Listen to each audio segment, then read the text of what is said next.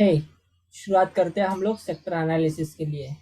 Sector analysis करना क्यों ज़रूरी है? क्योंकि जब हम लोग सेक्टर एनालिसिस करते हैं तो उसके बेसिस के ऊपर हमें स्टॉक भी यहाँ पर आसान तरीके से मिलते हैं।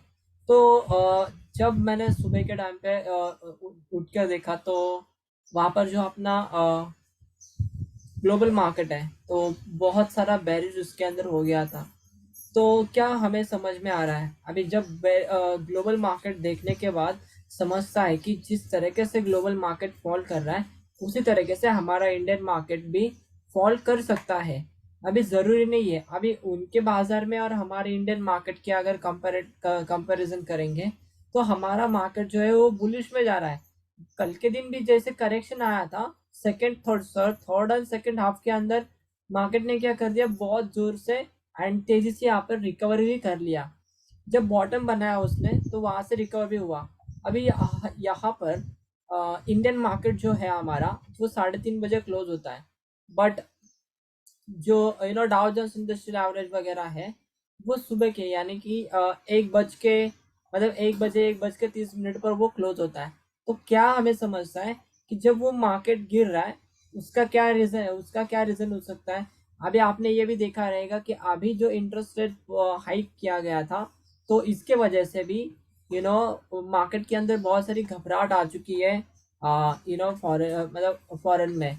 तो वही के उसी के कारण क्या हो गया, मार्केट गिर गया। लेकिन अभी जो हमारा इंडियन मार्केट है ना तो वो भी उस तरीके से कहीं ना कहीं वर्क कर सकता है। तो मैंने सोचा कि हम लोग अभी यहाँ पे सेक्टर एनालिसिस करते हैं एंड किस सेक्टर में हम लोग ट्रेड करके मुनाफा बना सकते हैं आसान तरीके से, वो हम यहाँ पे देखने वाले हैं। तो शुरुआत करते हैं हम लोग सेक्टर एनालिसिस के लिए। सेक्टर के अंदर आने के बाद मैं जब इसके चेंज परसेंटेज करता हूँ तो चेंज परसेंट में सबसे जो ज़्यादा गिरावट जो सेक्टर है वो है आईटी। ओके, देन उसके बाद एफएमसीजी। अभी देखा जाएगा तो लास्ट सेशन के अंदर मतलब लास्ट वीक के अंदर जो मैंने सेक्टर एनालिसिस किया था उसके अंदर भी मैंने फार्मा एंड आईटी के ऊपर ज़्यादा फोकस करने के लिए कहा था। एंड उसके बाद मार्केट ने बहुत अच्छा खासा मूवमेंट भी दे दिया। 3 कैंडल इसके अंदर नॉन स्टॉप ये वाले जो 3 कैंडल है वो भी यहाँ पर मिल गए। अभी आपने वो अगर वीडियो नहीं देखा होगा तो आप वहां पर जाकर वो फिर से देख सकते हैं क्योंकि वो पूरे तरीके से लर्निंग वीडियो है। कहीं ना कहीं आपको हेल्प हो जाएगी उस वीडियो देखने के बाद। एंड मैं आपको कहना चाहूंगा कि उसके साथ उसके जैसे ये आज के दिन भी हम लोग आईटी सेक्टर के अंदर या फिर जो सेक्टर है इंडियन का उसके अंदर एनालिसिस करने वाले हैं। तो चलो हम लोग थोड़ा सा डीपली एनालिसिस करते हैं। ओके, जो अभी हमने जब देखा था लास्ट टाइम पे तो 50% का रिट्रेसमेंट देके मार्केट ने बाउंस बैक भी कर लिया यहाँ से। एंड इसमें एग्जांपल मैंने दिया था इन्फोसिस के अंदर एंड विप्रो के अंदर हम लोग इसमें पोजीशन बना सकते हैं। उसके बाद भी वो लोगों ने भी उन स्टॉक्स में भी यहाँ पर अच्छी खासी तेजी इसके अंदर दिखाई। बट अभी क्या हो रहा है ना, जो आईटी सेक्टर है उस आईटी सेक्टर के अंदर एक ट्रेंड लाइन आ रही है जो डाउन ट्रेंड लाइन है। एंड वो ट्रेंड लाइन क्या कर रही है, उसको रेजिस्टेंस कर रही है। देखा जाएगा तो अभी इस रेड कैंडल ने यहाँ पर इस रेजिस्टेंस को टच मतलब रेजिस्टेंस के आसपास ट्रेड कर रहा है। तो ये यहाँ पर कंफर्म कर मतलब ये सिर्फ अलर्ट है हमारे लिए कि वो एक नेगेटिव साइन में जा सकता है आईटी। जो ट्रेंड लाइन है उसकी बात उसका उसी के कारण इस तरीके से यहाँ पर देखने के लिए मिल रहा है। तो हम लोग क्या कर सकते हैं, जब अभी ये हमें मिला हुआ ही है तो कल का दिन का जो लो था कैंडल स्टिक का, जैसे ही उस लो का ब्रेक हो जाएगा कैंडल स्टिक का लो तो हम लोग उसमें शॉर्ट पोजीशन बना सकते हैं। एंड जैसे कि ग्लोबल मार्केट भी बेरिश है तो ये ज़्यादा इसमें सपोर्ट करेगा एंड ज़्यादातर मार्केट के अंदर गिरावट भी देखने हमें मिलने वाली है। ये मेरा रहा फर्स्ट सेक्टर आईटी। और उसके अंदर हम लोग क्या कर सकते हैं मैंने बता दिया। अभी नेक्स्ट लूंगा मैं यहाँ पर एफएमसीजी। एफएमसीजी के अंदर हम लोग क्या करते हैं, फर्स्ट ऑफ ऑल वीकली के टाइम फ्रेम आते हैं। जब वीकली के टाइम फ्रेम पे आएंगे तो वहाँ पे समझ रहा है कि यहाँ पर एक इनसाइड बार वगैरह कैंडलस्टिक बन गया था इसमें। तो वो अभी मार्केट क्या कर रहा है, वर्क कर रहा है वीकली बेसिस पे। ठीक है, अभी ये रहा उसका लो एंड ये एक पावर कैंडल है। तो क्या हो जाएगा इसके अंदर, इसका भी हम लोग स्टॉप लो जो है वो ड्रॉ करके रख देंगे। अभी इसमें जब डेली का टाइम फ्रेम पे जाते हैं तो डेली के टाइम फ्रेम पे भी एक बेरिश एंगल्फिंग कैंडलस्टिक पैटर्न। अभी ये जो भी कैंडल है ना, ये कैंडल हमें ना रिप्रेजेंट करती है कि यहाँ पे बहुत गिरावट हो सकती है। उसी तरीके से जब आप प्रॉपरली देखोगे तो ये RSI भी क्या है, अंदर है, 60 को रेजिस्टेंस कर रहा है।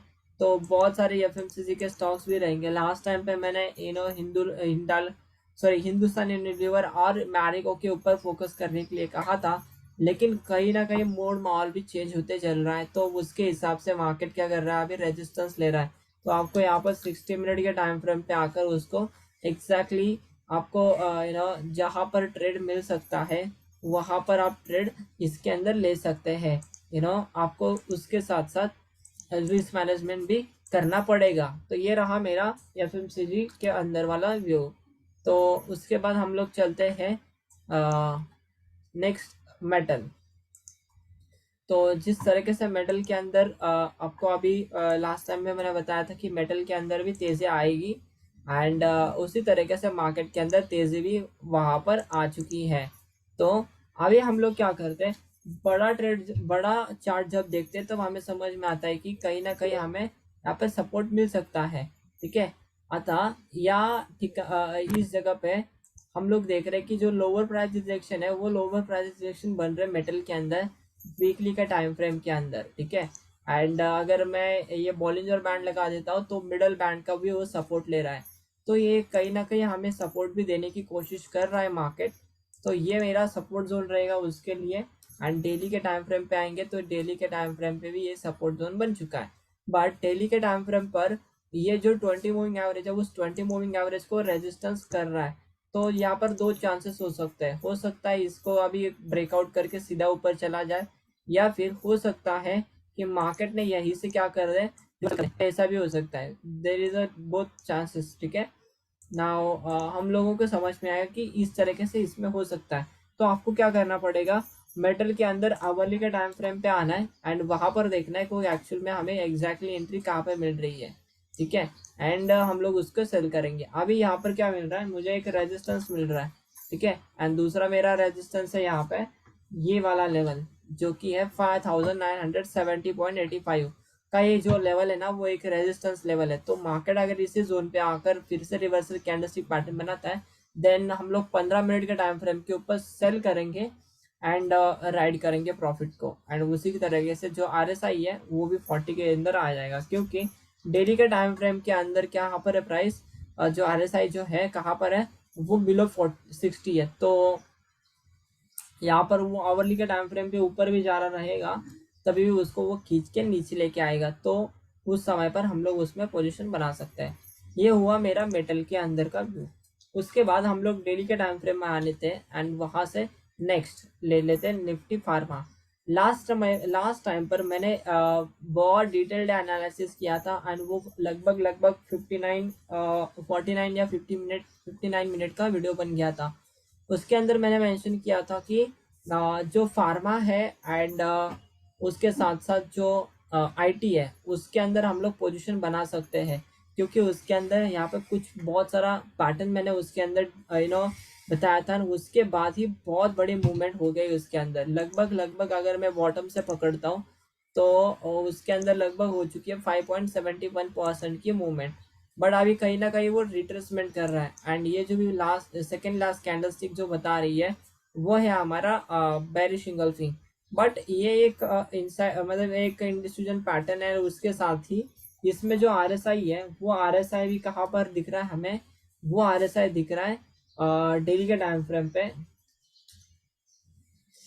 अबाउ 60। नाउ अब जब अभी अबाउ 60 दिख रहा है तो उसी के साथ साथ यहाँ पर एक रेजिस्टेंस जोन भी है। तो दो तरीके यहाँ पे हो सकते हैं कि वो प्राइस फिर से पुल बैक पे आ जाए, छोटा सा पुल बैक देने के लिए, एंड फिर से मार्केट फिर हायर टॉप हायर बॉटम बनाकर मार्केट वन साइड ऊपर जाना चाहेगा। तो फार्मा के अंदर का क्या हो सकता है, इसके अंदर ये पुल बैक के लिए आ सकता है इसमें। एंड जब आएगा पुल बैक पे तो रिवर्सल कैंडलस्टिक के ऊपर हम लोग फिर से एंटर कर सकते हैं। ठीक है, तो ये होगा फार्मा का। नेक्स्ट ले लेते हैं हम लोग बैंक निफ्टी। अभी बैंक निफ्टी के लिए भी मुझे क्या करना पड़ेगा, देखना पड़ेगा प्रॉपरली ये RSI एंड ये सब कुछ, ठीक है। मंथली का टाइम फ्रेम किस तरीके से चल रहा है, लास्ट का जो सेकंड लास्ट कैंडलस्टिक है वो एक स्पिनिंग टॉप कैंडलस्टिक था, एंड स्पिनिंग टॉप कैंडलस्टिक के बाद जो RSI मोमेंटम कर रहा था वो 60 के ऊपर सपोर्ट, एंड उसी के साथ जब हम लोग वीकली के टाइम फ्रेम पे आते हैं, बट वीकली का जो टाइम फ्रेम है ना तो वो वीकली का टाइम फ्रेम बिलो 60 जा चुका है, यानी कि एक तरीके से वो एक निगेटिव साइन है। हो सकता है मे बी ये साइडवेज चला जाए एंड कंसोलिडेट करे, या फिर मार्केट थोड़ा बहुत करेक्ट भी करे, कुछ भी इसके अंदर हो सकता है। बट हमें क्या करना चाहिए, इसके अंदर टाइम फ्रेम को चेंज करके हमें ट्रेड करना चाहिए। डेली के टाइम फ्रेम पे आ गया, हो सकता है ये मार्केट अभी यहीं पर, लिसन केयरफुली, यहीं पर टाइम पास करे, हो सकता है, या फिर पुल बैक देन फिर से मार्केट नीचे गिर जाए, ऐसा भी हो सकता है। ओके, क्योंकि जो वीकली का टाइम फ्रेम है ना तो वो वीकली का टाइम फ्रेम हमें सपोर्ट नहीं कर रहा है, ठीक है।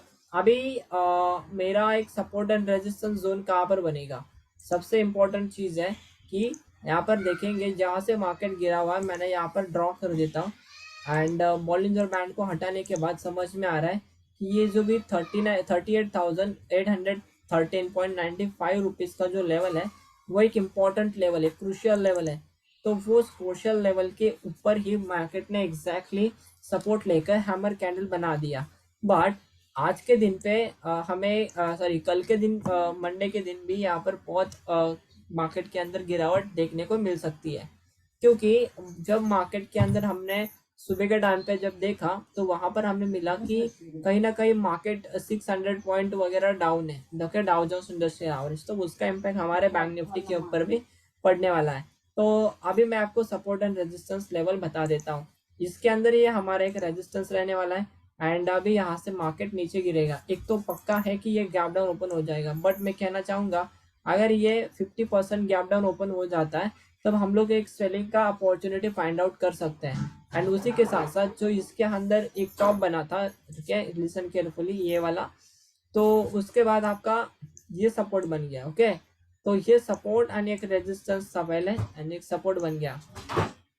अगर कुछ प्राइस एक्शन बनकर ये लेवल ब्रेक कर देता है 38,813, तो हम लोग क्या कर सकते हैं, इसमें पोजीशन को सेल बना सकते हैं। हमारा फर्स्ट टारगेट होना चाहिए 38,270 रुपीज, एंड अगर इसको भी अगर प्राइस ने ब्रेक कर देती है तो सीधा सीधा मेरा नेक्स्ट टारगेट रहेगा इसके अंदर ये वाला, ओके, 37,978 का। अभी ये क्या रहा, मेरा एक एनालिसिस है, ठीक है, एंड मेरे हिसाब से वो ऊपर नहीं जाएगा मार्केट, तो हमें यहाँ पर सेलिंग का अपॉर्चुनिटी ही देखना है अभी, ठीक है। जैसे कि लास्ट टाइम पे देखा मार्केट गैप डाउन ओपन हो गया, फटाफट बाय किया और ऊपर चला गया मार्केट, राइट। बट अभी कुछ ग्लोबल एनालिसिस के बाद अभी ये सारी चीजें हमें देखने के लिए मिल सकती है। सो इस तरीके से इसके नीचे अगर प्राइस जाएगा तो सीधा आपको सेल करना है, आपका नेक्स्ट टारगेट रहेगा 38,311, एंड उसके बाद अगर ये मार्केट ने इसी लेवल पे आके कुछ रिवर्सल पैटर्न बना देता है, देन फॉर मोर टाइम आप लोग सोच सकते हो यहाँ पर। लेकिन आपका जो यहाँ ये वाला जो लेवल है वो पूरी तरीके से एक सप्लाई जोन है, तो फिर से यहाँ पर देखिएगा कोई ना कोई रिवर्सल पैटर्न मिलेगा, शॉर्ट करेंगे मार्केट को, ठीक है। तो ये मेरा क्या रहा बैंक निफ्टी का अंदर का एनालिसिस। अभी उसके बाद में क्या कर देता हूँ, बैंक निफ्टी के बाद हम लोग चलते हैं नेक्स्ट ऊपर, वो है हमारा निफ्टी फाइनेंस। अभी निफ्टी फाइनेंस के अंदर आने के बाद हमें समझता है कि जो निफ्टी फाइनेंस है तो एक्चुअल में देखा जाएगा वो है मंथली के टाइम फ्रेम पे आएंगे। तो मंथली का जो टाइम फ्रेम है ना, वो मंथली का टाइम फ्रेम आपको रेजिस्टेंस कर रहा है 60 के टाइम फ्रेम पे, एंड वीकली के टाइम फ्रेम पे आएंगे तो वीकली का टाइम फ्रेम भी क्या बिलो 60 है।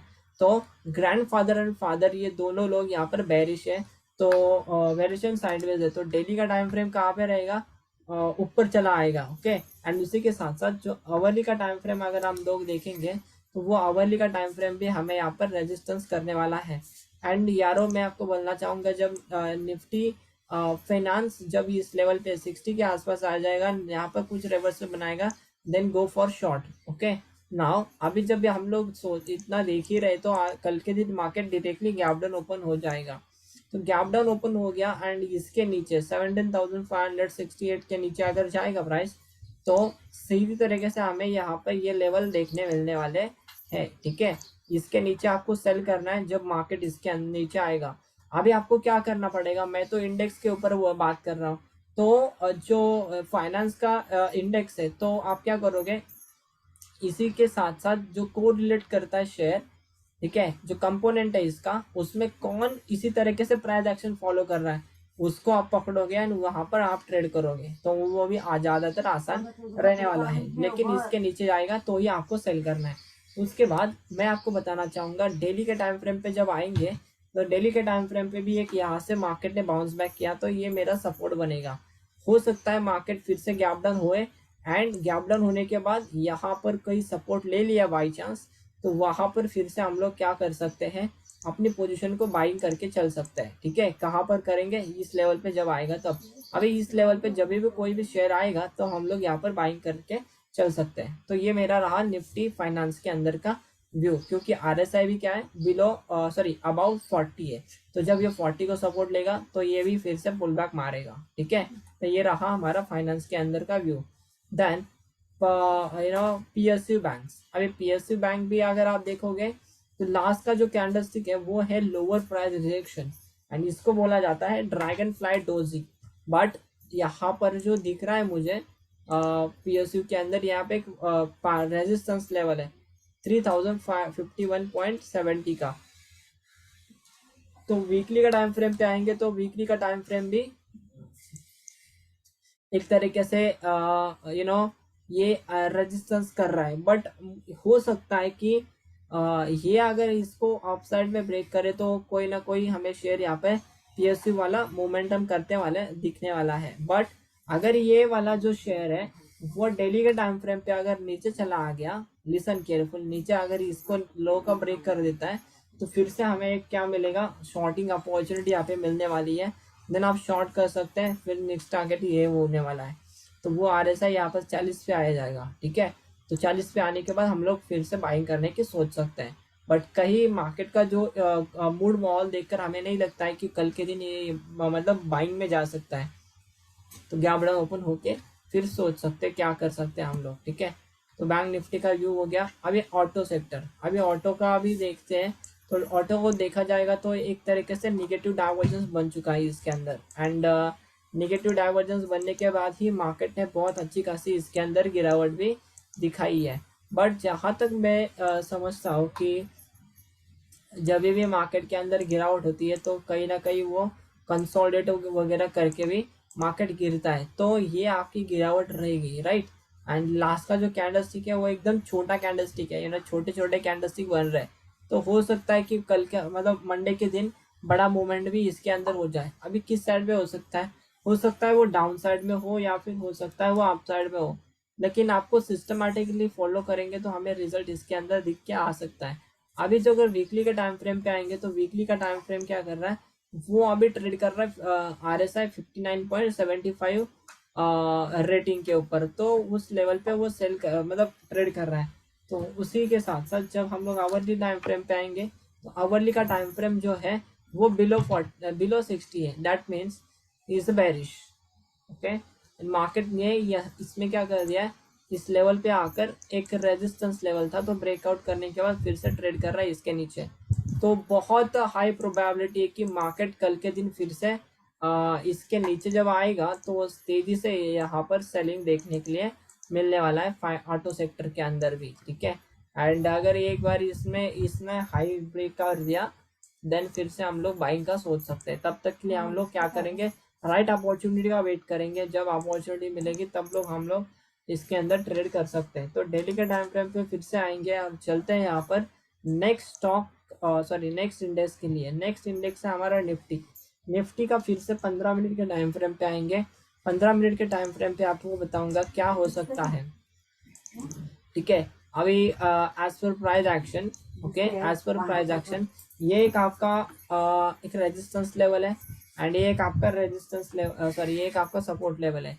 अभी कल के दिन अगर मार्केट लिसन केयरफुली 17,183.95 पैसे को अगर गिरावट होने के बाद, ध्यान से सुनना मैं क्या कह रहा हूँ, गिरावट तो कल होने ही वाली ही है। तो वो होने के बाद अगर वहां पर एक कोई सपोर्ट लेवल बन के मार्केट ऊपर जाने की कोशिश करता है तो वहां पर उसको पकड़ना है एंड हमें ट्रेड करना है।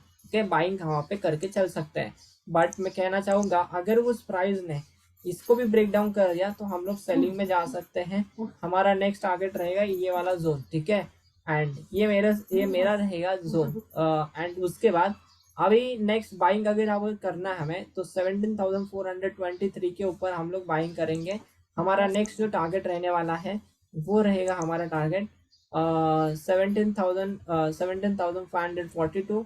उसके बाद हमारा टारगेट रहेगा 17,711। तो ये मेरे टारगेट्स दो रहने वाले हैं इसके अंदर, ठीक है। तब तक के लिए हम लोग क्या करेंगे, वेट करेंगे मार्केट के अंदर। तो ये रहा मेरा पूरी तरीके से मार्केट के अंदर एनालिसिस। अभी कमोडिटी वो तो बुलिश में जा रहा है एंड जो लास्ट का कैंडलस्टिक बन चुका है ना वो एक लोअर प्राइस रिजेक्शन एंड ये चलते बाजार में बन रहा है एंड इसकी प्रोबेबिलिटी क्या है, बहुत हाई है जब भी ऐसे कैंडलस्टिक बनते हैं। अभी जब इसको फिर से ब्रेकआउट करेगा तो यहाँ पर क्या हो जाएगा, फिर से तेजी आ जाएगी। तो आपको क्या करना है, जो भी निफ्टी कमोडिटी के अंदर जो ट्रेड करते हैं स्टॉक्स उनकी लिस्ट निकालो एंड इसी तरीके से कौन कौन से स्टॉक के अंदर हो रहा है वो आपको फाइंड आउट करना है। एंड जिसके अंदर एकदम परफेक्टली ऐसा बना हुआ है उसके अंदर आप पकड़ के ट्रेड कर सकते हो डायरेक्शनली, ठीक है। ट्रेंड फॉलोइंग कर सकते हो इसके अंदर। उसके बाद एनर्जी, अभी एनर्जी भी क्या हो रहा है, एनर्जी का भी अगर 61% देखेंगे, 61% एंड ये 50%, इन दोनों के ऊपर ये रेजिस्टेंस सॉरी सपोर्ट ले रहा था एंड सपोर्ट लेने के बाद जो लास्ट का कैंडलस्टिक है वो एक बुलिश बन चुका है। अभी बॉलिंजर बैंड जो लगाते हैं हम लोग, तो बॉलिंजर बैंड का जो कहना है वो है अभी 20 मूविंग एवरेज। अभी 20 मूविंग के एवरेज आसपास के आने के बाद ही यहाँ पे फिर से हमें एक बार गिरावट देखने को मिलेगी। तो आपका क्या करना है कि वो वेट करना है, पुल बैक करना है और जब भी वो मार्केट रिवर्स कर जाएगा तब आपको रिवर्स करना है। एंड कल के दिन मार्केट गैप डाउन ओपन होगा तो गैप डाउन ओपन होने के बाद फिर से गिरावट होने के बाद एक अपॉर्चुनिटी मिल सकती है। तो हर कोई सेक्टर के अंदर आपको क्या करना है कि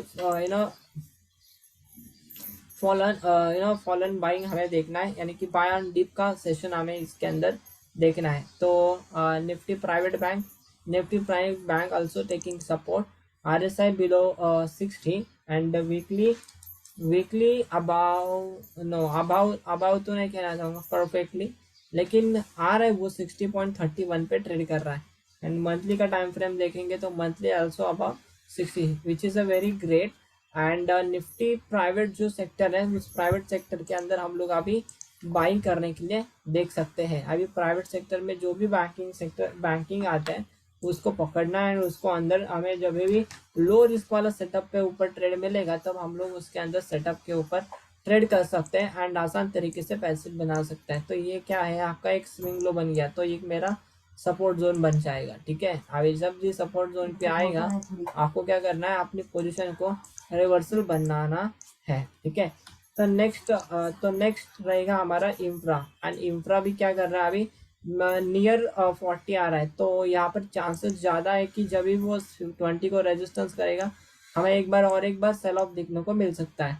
तो निफ्टी इंफ्रा जो है, तो उस निफ्टी इंफ्रा के अंदर आप क्या कर सकते हैं, देख सकते हैं। एंड जो वीकली का टाइम फ्रेम अगर देखेंगे तो वीकली के टाइम फ्रेम के बेसिस के ऊपर यहाँ पर लोअर प्राइस रिजेक्शन लग चुका है और यहाँ पे हमें तेजी देखने को मिल सकती है। एंड इसी की तरीके से मंथली का टाइम फ्रेम पे आएंगे तो मंथली कहाँ पर ट्रेड कर रहा है, मंथली ट्रेड कर रहा है अबाउ 60, वीकली ट्रेड कर रहा है इसका बिलो 60 एंड डेली का ट्रेड कर रहा है इसके अंदर बिलो 60। तो मतलब दो लोग यहाँ पर नीचे काम कर रहे हैं और ऊपर एक लेवल पे काम कर रहा है, वो है मंथली टाइम फ्रेम। तो इस सारे कॉन्सेप्ट को अगर देखा जाएगा तो एक तरीके से वो क्या कर रहा है, अपने खुद को बिल्ड कर रहा है एंड जैसे ही बिल्ड हो जाएगा तो वन मोर टाइम हमें यहाँ पर क्या मिल सकता है, तेजी देखने को मिलेगी। एंड उसी के साथ साथ जो 15 सितंबर 2022 से लेकर जो ट्रेंड लाइन ड्राइंग की उसका ब्रेकआउट हो गया कल के दिन, यानी कि ब्रेकआउट होके सपोर्ट लिया, वो है फ्राइडे का 7 अक्टूबर 2022 एंड देन अभी यहाँ पर रेडी है मार्केट में रिवर्सल करने के लिए। एंड हो सकता है कि 20 मूविंग एवरेज को भी वो रेजिस्टेंस लेके नीचे चला आए। निफ्टी इंफ्रे की बात कर रहा हूँ मैं। अभी नेक्स्ट है यहाँ पर मीडिया। अभी मीडिया भी क्या कर रहा है, अभी नियर 60 ट्रेड कर रहा है एंड वीकली के टाइम फ्रेम पे आने के बाद दिख रहा है कि एक चॉपी मार्केट बन रहा है और चॉपी मार्केट के बाद बुलिश कैंडलस्टिक, बट जो अप ट्रेंड लाइन जो आ रही है ना उस अप ट्रेंड लाइन को वो सपोर्ट ले रहा है। तो this is a very good opportunity to buying here. And हम लोग कोई भी मतलब कोई भी मीडिया सेक्टर के जो स्टॉक्स रहेंगे उसमें से एग्जैक्टली इस तरीके से जहाँ पर प्राइस एक्शन हो रहा है उसमें हम लोग बाइंग कर सकते हैं। नेक्स्ट टारगेट हमारा क्या होना चाहिए, टारगेट हमारा होना चाहिए इस कैंडलस्टिक के हाई का, और वो है 2507 का। ओके, तो ये हमारा रहा एनालिसिस। नेक्स्ट है हमारा, नेक्स्ट स्टॉक ले लेते हैं IT. And IT one more time, RSI bullish divergence भी है एंड उसके अंदर पॉजिटिविटी भी है। बट मैं कहना चाहूंगा कि आईटी सेक्टर के अंदर अभी नेक्स्ट वीक के अंदर, ठीक है, नेक्स्ट वीक के अंदर बहुत सारे कॉर्पोरेट रिजल्ट है उसके अंदर क्वार्टरली। तो उस क्वार्टरली रिजल्ट के कारण मार्केट के अंदर जो आईटी सेक्टर मैक्सिमम जो है वो आईटी सेक्टर के रिजल्ट आ रहे हैं। तो कहीं ना कहीं आपको थोड़ा सा ध्यान देकर एंड कॉशियसली ट्रेड करना है जिससे कि आपका ट्रेड ना फंसे। हो सकता है कि वो बुलिश मूवमेंट में जाए तो उसमें बुलिश मूवमेंट में हम लोग जा सकते हैं, बट बिना वजह हमें ट्रेड वहां पर नहीं करना है। ओके, तो इस तरीके से मैंने आपसे कहा, इस तरीके से मैंने आपसे बताया। तो इसी तरीके से हर वीक में सेक्टर एनालिसिस जानने के लिए आप हमारे चैनल को सब्सक्राइब कर सकते हो, शेयर करो एंड लाइक करो। एंड उसके साथ साथ मैं आपको बोलना चाहूँगा, ये डिस्क्रिप्शन बॉक्स के अंदर मेरा खुद का ट्विटर हैंडल का लिंक भी दिया हुआ है। अभी मैंने ट्विटर हैंडल करना भी स्टार्ट कर दिया है, तो उसके अंदर आपको यहाँ पर ये बेनिफिट होने वाला है, जो भी चार्ट पोस्टिंग्स रहेंगे उसके अंदर आपको जो भी पर्टिकुलर स्टॉक के अंदर हो सकता है, बैंक निफ्टी के अंदर हो सकता है, कोई टेक्निकल चार्ट पैटर्न रहेगा, कोई टेक्निकल एनालिसिस के कैंडलस्टिक पैटर्न्स रह सकते हैं, कुछ भी अगर इसके अंदर हमें मिलता है तो वहाँ पर थोड़ा बहुत एक्सप्लेनेशन एंड उसके अंदर का चार्ट जो है वो पोस्टिंग करता रहता हूँ मैं।